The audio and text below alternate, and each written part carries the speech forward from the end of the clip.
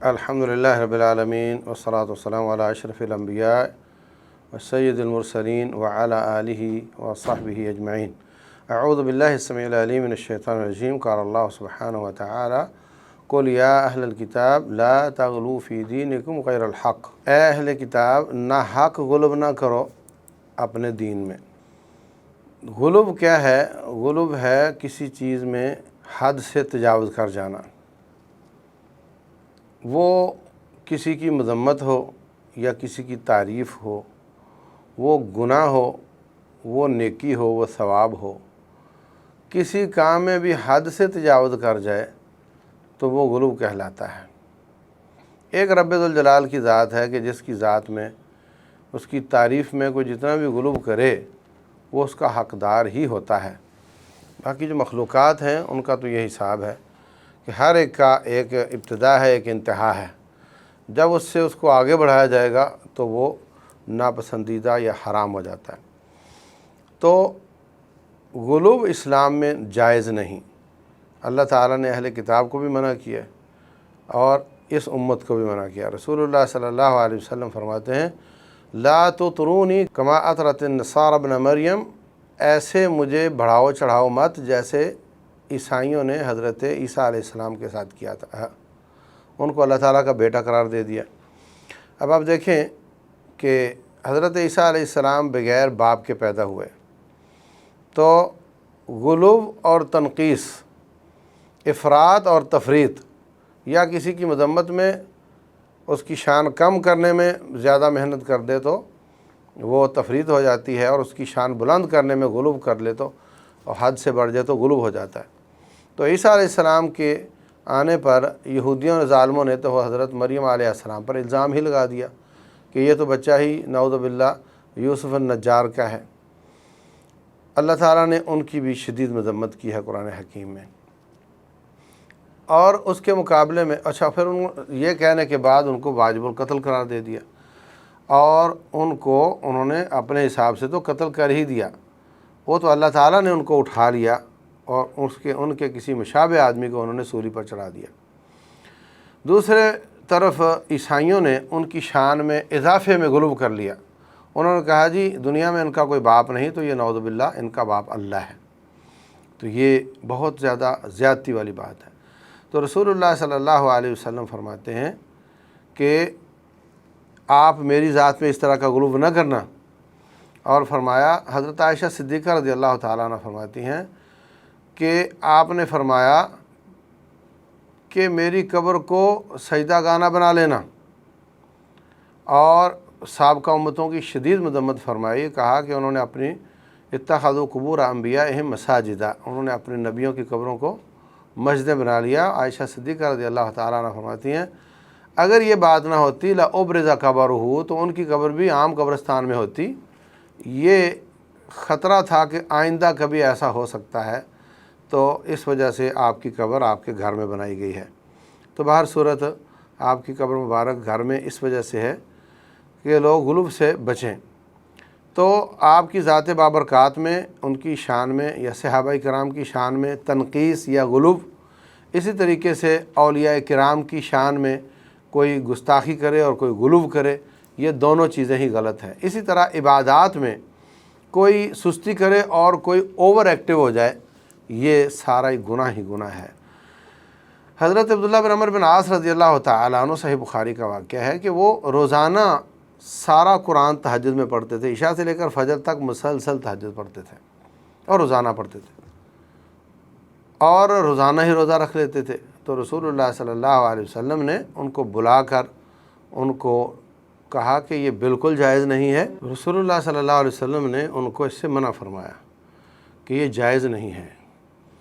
تو اس کے بعد وہ روزے چھوڑتے بھی تھے، رکھتے بھی تھے، اور رات کو سوتے بھی تھے، تہجد بھی پڑھتے تھے۔ لمبی تفصیل ہے اس کی۔ اسی طرح حضرت ابو درداء رضی اللہ تعالیٰ عنہ، وہ بھی ایسا ہی کرتے تھے، عشاء سے لے کر فجر تک تہجد اور روزانہ روزہ۔ تو رسول اللہ صلی اللہ علیہ وسلم نے ان کو بھی منع کیا، بلکہ حضرت سلمان فارسی ان کے جب بھائی بن کر گئے، انہوں نے جب یہ صورتحال دیکھی تو انہوں نے بھی ان کو روکا اس بات سے کہ یہ درست نہیں ہے۔ اور فرمایا کہ آپ کی آنکھ کا بھی حق ہے، آپ کے پڑوسی کا بھی حق ہے، آپ کے جسم کا بھی حق ہے، آپ کے بیوی کا بھی حق ہے، تو آپ کے رب کا بھی حق ہے۔ سارے پر پیپر پاس کرو گے تو آپ پاس ہوگے، صرف ایک پیپر میں بہت زیادہ نمبر اور باقیوں میں فیل ہو جاؤ تو یہ ناکامی ہی ناکامی ہے۔ اسی طریقے سے رسول اللہ صلی اللہ علیہ وسلم کے پاس 3 لوگ آئے، آپ گھر میں موجود نہیں تھے، آپ کی بیوی کو انہوں نے کہا کہ آپ کی عبادات کیسی ہیں، انہوں نے بتایا تو کہنے لگے آج کے بعد عزم کرو۔ ایک کہتا میں کبھی سوؤں گا نہیں، صرف عبادت کروں گا، دوسرا کہتا میں کبھی روزہ نہیں چھوڑوں گا، روزانہ روزہ رکھوں گا، تیسرا کہتا میں شادی نہیں کروں گا۔ اس پر ظاہر سی بات ہے یہ غلو ہے، نبی صلی اللہ علیہ وسلم اور صحابہ کرام معیار ہیں اور یہ ان سے بڑھنے والی بات ہے۔ اللہ تبارک و تعالیٰ فرماتے ہیں کہ فَإِنْ آمَنُوا بِمِثْلِ مَا آمَنْتُمْ بِهِ فَقَدِ اهْتَدَوْا، اگر لوگ صحابہ کرام جیسا ایمان لائیں گے تو ہدایت والے سمجھے جائیں گے۔ ان سے پیچھے رہنے والا ہے، ان سے آگے بڑھنے والا وہ حق پر اور صحیح منہج پر نہیں ہوگا۔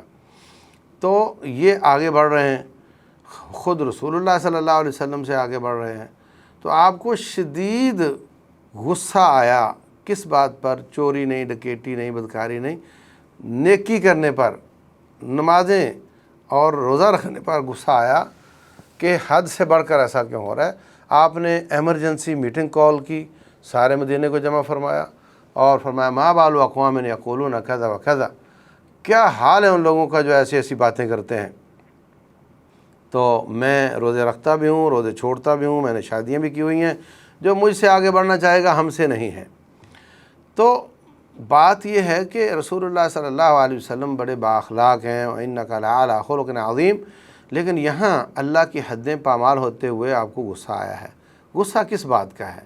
اس لیے کہ جس طریقے سے آپ گاڑی چلاتے وقت بہت نظر رکھتے ہیں کہ تیل ختم نہ ہو جائے، گاڑی گرم نہ ہو جائے، گیج پر آپ کی نظر رہتی ہے، ایسے ہی جماعتوں کو چلانے والے جو امراء ہیں اور حکمران ہیں اور امیر المومنین ہیں، ان کو بھی اپنی قوم کی ان گیجوں پر نظر رکھنی چاہیے کہ کہیں میری قوم تنقیص میں یا غروب میں تو نہیں جا رہی۔ جہاں باقی چیزوں کا خیال رکھنا ہے وہاں یہ چیز بھی بہت نوٹ کرنے والی ہے۔ تو یہ کبھی بھی عبادت میں بھی ہو تو برداشت نہیں ہے۔ اور سنن دارمی کے مقدمے میں ایک حدیث ہے کہ کوفہ میں حضرت ابو موسیٰ اشعری رضی اللہ تعالیٰ عنہ وہ گورنر تھے اور حضرت عبداللہ بن مسعود رضی اللہ تعالیٰ عنہ وہ وہاں پر وہ قاضی یا مفتی تھے، وہاں کے مرشد تھے، مربی تھے۔ تو طالب علم آتے اور ان کے گھر کے باہر گلی میں بیٹھ جاتے کہ حضرت تشریف لائیں گے تو گھر سے لے کر مسجد تک ہم ان سے کوئی بات پوچھ لیں گے۔ تو گورنر صاحب آئے تو وہ بھی وہیں پہ بیٹھ گئے۔ یہ احترام تھا علماء کا کہ میں گورنر ہوں، میں ان کو اپنے پاس کیوں نہ بلاؤں، بلکہ وہ وہاں بیٹھ گئے۔ جب وہ نکلے تو کہا حضرت مسجد کوفہ میں کچھ لوگ جمع ہوتے ہیں اور انہوں نے گٹھلیاں رکھی ہوئی ہیں اور پتھر رکھے ہوئے ہیں۔ ایک ان کا امیر ہے، وہ کہتا ہے سبحان اللہ پڑھو، تو وہ وہاں سے گٹھلی اٹھاتے ہیں سبحان اللہ سبحان اللہ سبحان اللہ۔ جب گٹھلیاں ساری ادھر آ جاتی ہیں تو کہتا ہے الحمدللہ پڑھو، تو الحمدللہ الحمدللہ، تو وہ گن کر رکھی ہوئی انہوں نے۔ تو مجھے یہ کام کھٹک رہا تھا، میں نے سوچا کہ آپ سے مشورہ کر لوں کہ یہ مجھے اچھا نہیں لگ رہا۔ تو عبداللہ بن مسعود رضی اللہ تعالیٰ عنہ حضرت ابو موسیٰ اشعری پر ہی برس پڑے، ان پر ہی گرم ہو گئے، کہنے لگے میرے پاس کیا کرنے آئے ہو، ان کو منع کیوں نہیں کیا؟ مطلب اتنا لیٹ بھی کیوں ہوا ہے، یہ غلط ہے اور اس کو لیٹ بھی کیوں کیا ہے؟ پھر جا کر فرمانے لگے لوگوں ابھی تک تو نبی صلی اللہ علیہ وسلم کے زیر استعمال کپڑے بھی بوسیدہ نہیں ہوئے اور آپ کے ابھی تک تو برتن بھی نہیں ٹوٹے اور تم نے دین میں اضافہ شروع کر دیا ہے۔ تم نیکیاں شمار کرتے ہو، تم اپنے گناہ کیوں نہیں شمار کرتے؟ تو غصہ کس بات کا ہے؟ کر تو نیکی رہے ہیں نا، پیار سے کیوں نہیں سمجھا دیا ان کو؟ غصہ اس بات کا ہے کہ یہاں سے تھوڑا سا الگ ہوں گے تو بڑھتے بڑھتے یہ دور نکل جائیں گے۔ تو یہ بڑی خطرناک بات ہے۔ اس کی خطرناکی تب سمجھ آتی ہے جب اس حدیث کے آخر کو پڑھا جائے۔ آخر میں کیا ہے کہ راوی کہتا ہے کہ یہی لوگ اگلے چند سالوں میں حضرت علی رضی اللہ تعالیٰ عنہ پر فتوے لگانے لگے اور نعوذ باللہ کفر کے، اور اس کے بعد نہروان کے مقام پر ان کے ساتھ مڈ بھیڑ ہوئی، حملہ ہوا اور یہی سبحان اللہ الحمدللہ گن کر پڑھنے والے صحابہ کرام کی گردنیں کاٹ رہے تھے۔ تو آج ہمیں جو معاشرے میں ٹالرنس نظر نہیں آتی اور جو آج ہمیں نظر آتا ہے چھوٹی سی بات پر کفر کے فتوے اور نکاح ٹوٹ گیا دوبارہ نکاح تجدید ایمان کرو، یہ سب چیزیں کنڈیم کرنے والی چیزیں ہیں، ساری چیزیں قابل مذمت ہیں کہ بلا وجہ وہ فتوے چھوڑ دیے جاتے ہیں اور بلا وجہ لوگوں کو لڑا دیا جاتا ہے اور قتل ہو جاتے ہیں، قتل کر دیے جاتے ہیں، چھوٹی سی بات پر قتل کر دیے جاتے ہیں۔ دینی اعتبار سے بھی اور سیاسی اعتبار سے بھی آپ دیکھ لیں کہ اپنے لیڈروں اپنی جماعت کو بے جا فیور دینا اور ان کی شان کو بلند کرنا اور ان کے عیب بھی نیکیاں بنا کر پیش کرنا اور دوسرے کی نیکیاں بھی برائیاں بنا کر پیش کرنا، یہ سب وہی غلو ہے جس سے اللہ تبارک و تعالیٰ نے منع فرمایا۔ اسی طرح اگلے مہینے ابھی آپ دیکھ لیں، اس مہینے میں حضرت علی رضی اللہ تعالیٰ عنہ کی شان میں ایسا غلو کہ ان کو اللہ کی جگہ پہ کھڑا کر دینا، ایک کہتا ہے اللہ مدد، ایک کہتا نہیں علی مدد، ایک اللہ کا نعرہ لگاتا ہے، ایک علی رضی اللہ تعالیٰ عنہ کا لگاتا ہے۔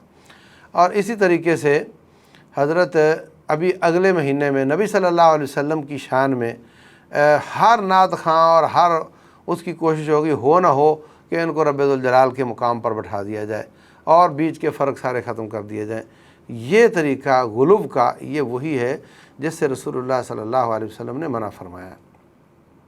فرمایا لا تطرونی کما اطرت النصارى ابن مریم، جس طرح ابن مریم کو انہوں نے بیٹا بنا دیا اور ہم نے ان کو اللہ کے نور کا نعوذ باللہ جز بنا دیا، تو یہ غلو کسی طریقے سے جائز نہیں اور یہ قابل مذمت ہے۔ نبی صلی اللہ علیہ وسلم کو ہم اپنی مقام سے دیکھیں تو پوری کائنات میں نہ ان جیسا آیا نہ آئے گا، لیکن اگر ان کے مقام سے ان کے رب کو دیکھیں تو ہمیں اتنا فرق نظر آتا ہے جتنا کسی خالق اور مخلوق میں فرق ہوتا ہے۔ تو اس لیے اللہ کو اللہ کی جگہ پر رکھیں، رسول اللہ صلی اللہ علیہ وسلم کو میری ماں باپ قربان ہوں ان کے مقام پر رکھیں، صحابہ کرام کو صحابہ کرام کے مقام پر رکھیں۔ اب اولیاء کرام کو آپ دیکھیں کہ وہ گھر چار دیواری میں بیٹھ کر ایسی کرامتیں نوٹ کی جاتی ہیں، بنائی جاتی ہیں، باقاعدہ تحریر کی جاتی ہیں کہ ان کو رب کا مقام دے دیا جاتا ہے کہ میرے ولی صاحب گئے اور انہوں نے ملک الموت سے روحوں والی تھیلی کھینچی اور سارے بندے زندہ کر دیے۔ رسول اللہ صلی اللہ علیہ وسلم صحیح بخاری میں اپنے ہاتھوں میں بچے کو پکڑا ہوا ہے ابراہیم علیہ السلام کو اور اس کی روح پرواز کر رہی ہے، انہوں نے تو نہیں کہ ان کی روحوں کی تھیلی پکڑ کر اس کو سب کو زندہ کر دیا ہو۔ تو یہ غلو ہے، وہ اولیاء کرام کی شان میں ہو۔ اولیاء کرام کی عظمت اپنی جگہ پر مسلم ہے، ہم ان کو سلام پیش کرتے ہیں لیکن ان کو رب نہیں بناتے۔ اور حضرت کبار صحابہ کرام ان کی شان مسلم ہے، ہم ان کو صحابہ کا مقام دیں، نبیوں والا نہیں اور اللہ والا نہیں۔ اور نبی صلی اللہ علیہ وسلم ساری کائنات سے اعلیٰ ترین ذات ہیں، ان کو ان کا مقام دیں، رب والا نہیں۔ اور رب ذوالجلال ساری کائنات کا خالق و مالک ہے، اس کو اس کا مقام دیں۔ وہ ایک ایسی ذات ہے جس میں جتنا چاہو غلو کرو، جتنا چاہو مبالغہ کرو، وہ سب کا حقدار ٹھہرتا ہے۔ تو اللہ تبارک و تعالی ہمیں اس جانب توجہ کر کے اپنے منہج کو درست رکھنے کی توفیق دے تاکہ معاشرے میں بے قاعدگیاں پیدا نہ ہوں۔ اور یہ جو اس وقت ہمیں نظر آتا ہے معاشرے میں بگاڑ اور مسلمانوں کے خون کو حلال کرنا، یہ سب غلو کا شاخسانہ ہے۔ اللہ تبارک و تعالی سمجھنے اور عمل کرنے کی توفیق دے۔